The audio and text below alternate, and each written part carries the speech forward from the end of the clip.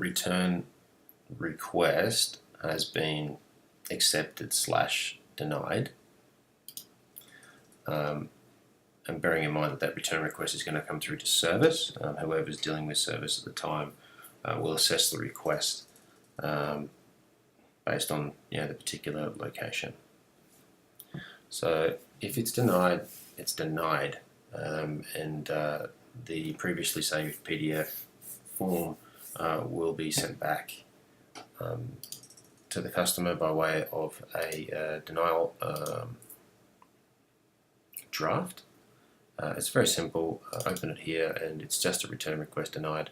Your return request has been declined as your request does not meet the required criteria, and please find the form enclosed. That's the end of that string of events, essentially. It could be a fact that it's been installed, it's got a marked box, etc.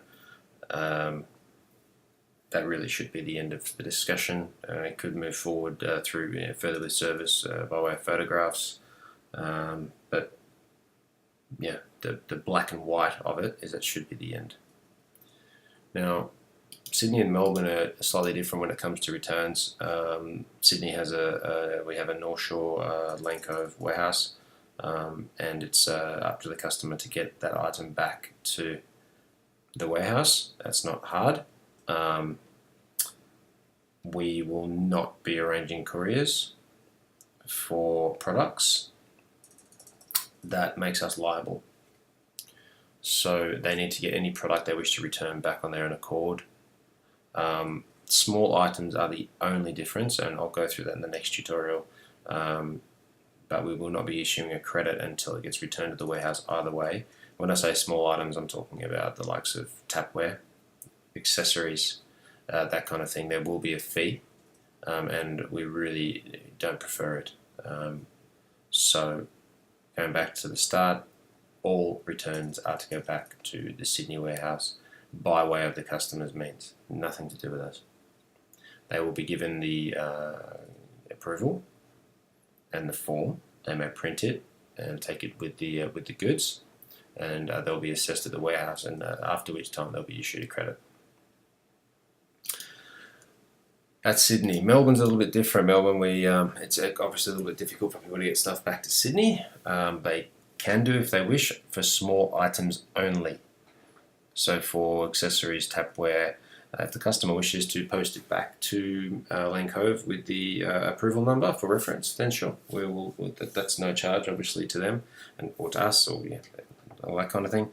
And we'll assess it as it gets returned with the RA number. If it's to be dropped back to the store, which it's inevitable, then it's on the onus of the manager of the store at the time to check the goods. So this is the template that will be sent. Small packages may be returned.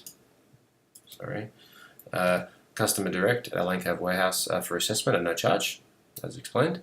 Items returned to the Melbourne showroom will incur a return to warehouse fee, which will be applied to your credit based on the size of the goods. So this is when, at the end of the day, it comes down to the manager in charge there to inspect the goods and to seek any advice necessary to understand and to be sure that the goods are as they should be, all parts complete.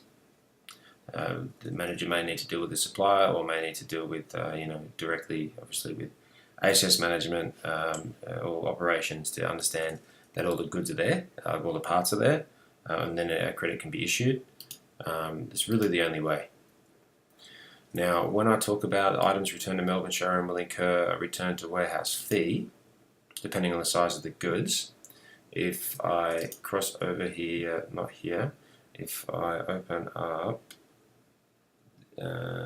the stock list, right, there's some codes. Alright, now the WRS code is warehouse return Sydney, and this is for small items returned to showrooms. We really don't want this. This is not ideal, but if it does happen for small packages in Sydney, this $20 charge will be added to any credit. Okay, essentially, if it's approved after it gets back to the warehouse, no credit will be issued prior to that. The difficulty with that is, we then need to go and try to recoup the money if it's rejected. So it's not ideal. We have it, don't really want to use it. So try and avoid it.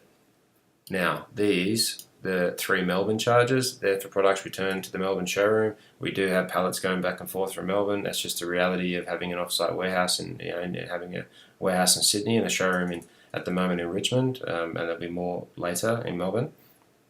And as it stands now, February 2015, we've got a small package, which is like a tap or a accessory or accessories in a small box, like 3 toilet roll holders, for example. That's a $20 charge.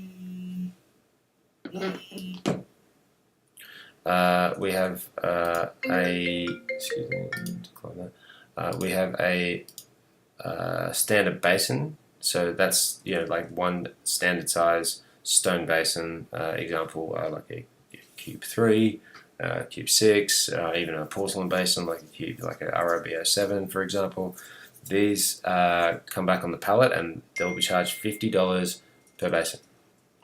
Then you have the warehouse return charge for something like a toilet suite, and I'll just fix that description.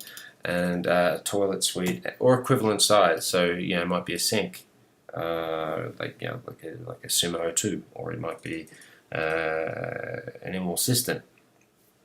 But this is really just a guideline for equivalent sizes. That's gonna whatever the pallet charge cost is gonna be. All right. So our customer brings it back in. It's inspected. This charge gets added to the credit as an additional cost plus the restocking fee. All right. And there's always a restocking fee. There's very, very, very few circumstances where there's not a restocking fee. So there's a transport charge and a restocking fee, because we're going to be charged the restocking fee from the supplier. So we can't be out of pocket for these transport charges. If they wish to get it back on their own accord, that's fine. Otherwise, this will be charged. Alright, so that's the next step in the customer return process after they gain approval. Denial is obviously a separate issue. Denial is denial or declination, but the approval is, once in place, has some other steps. The next tutorial will be about actually issuing the credit.